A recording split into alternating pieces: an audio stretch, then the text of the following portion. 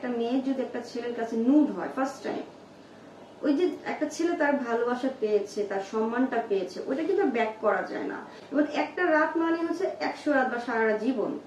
তো আমার কথা হচ্ছে যে আমি যদি একটা মাস হোক, একটা মিনিট হোক, আমি রাজকে তো দিয়েছি, আমার সম্মানটা রাজকে দিয়েছি, রাজকে আমি ভালোবেসেছি। এবং একটা রাত মানে হচ্ছে 100 রাত বা সারা জীবন। তো আমার কথা হচ্ছে যে আমি যদি একটা মাস হোক, একটা মিনিট হোক, আমি রাজকে তো দিয়েছি, আমার সম্মানটা রাজকে দিয়েছি, রাজকে আমি ভালোবেসেছি। আর যখন দেখলাম যে রাজকে আমি অলরেডি অনেক কিছুই দিয়ে দিয়েছি আমার লাইফের, তখন আমার কাছে মনে হয়েছিল যে আমার ভালোবাসাটাকে টিকিয়ে রাখার জন্য, আমার ভালোবাসাটাকে ভালো রাখার জন্য আমাকে অবশ্যই রাজের সাথে থাকতে হবে। আমি রাজকে ভালোবেসেছি, আমি এখন পর্যন্ত ফাইট করছি আমার ভালোবাসাটাকে যেন সম্মান পায়। আমি যে সম্মানটা পেয়েছি ওই সম্মানটা আমি হারাতে চাই না। বরঞ্চ মানে এই যে রাজের সাথে আমি লাস্ট যে ঘুরতে গেলাম শ্রীমঙ্গলে, আসার পরে রাজ বলেছে যে আমরা বিয়ে করবো। তো 2-3 মাস সময় চেয়েছিল আমার বাবার কাছে। সময় চাওয়ার পর ও বাসায় গেল, রাজ বাসায় গেল। বাসায় যাওয়ার পর ওর আম্মুর সাথে আলোচনা করেছে, কিন্তু ওর মা তো কখনোই বিয়ে দিবে না। কারণ হচ্ছে আমি হিন্দু না, আমি মুসলিম মেয়ে। তো আমার কথা যে একটা মেয়ে মুসলিম হোক আর হিন্দু হোক, তার তো সম্মান, তার ভালোবাসা, তার রাজ পেয়েছে। তো আমার কথা রাজের মা তো একটা হিন্দু মহিলা, কিন্তু সে তো একটা নারী, সে তো একটা মেয়ে। তো ধর্মের জন্য বা আমি বিয়ে দিব না এর জন্য যদি একটা মেয়ের সম্মানটা সে মূল্য না করে, তাহলে ওই মেয়ে কোথায় যাবে?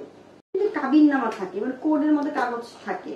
তো আপনি একটু সার্চ করে দেখবেন আমার বিয়ে হয়েছিল কিনা, আপনি একটু সার্চ করে দেখবেন কারোর সাথে টাকার বিনিময়ে আমার সম্পর্ক হয়েছে কিনা। আইন কিন্তু প্রমাণ চায়, মৌখিক ভাবে বললে হয় না। যেরকম আমি যদি চিৎকার করে আইনকে যে বলতাম রাজের সাথে আমার সম্পর্ক ছিল, কেউ বিশ্বাস করতো না। কিন্তু আমি কিন্তু সাক্ষ্য প্রমাণ নিয়ে যেয়ে প্রমাণ করে দেখিয়েছি যে হ্যাঁ রাজের সাথে আমার সম্পর্ক আছে। তো আমারও সেরকম রাজের ফ্যামিলিকে বলবো, আমি যদি টাকার বিনিময়ে কারো বিছানায় ঘুমিয়ে থাকি তার প্রমাণ চাই। আমার যদি বিয়ে হয়ে থাকে সেই কাবিননামাটা আমাকে দেখাবেন কার সাথে আমার বিয়ে হয়েছিল, আমার কোনো সাইন আছে কিনা কোনো পেপারে। আমার এতটুকুই কথা। সো ভালো মন্দ নিজের কাছে, শুধু ড্রেসের উপর ডিপেন্ড করা যাবে না। একটা ড্রেস দিয়ে, একটা কাপড় দিয়ে আমি কখনো কারোর ক্যারেক্টার বিবেচনা করতে পারি না। তাকে আমি যদি খারাপ বলি, তার ব্যাকগ্রাউন্ড জেনে তাকে আমি খারাপ বলবো, না জেনে না। আমি তো অন্য কাউকে বিয়ে করবো না, আর অন্য কারো ভালোবাসা চাই না।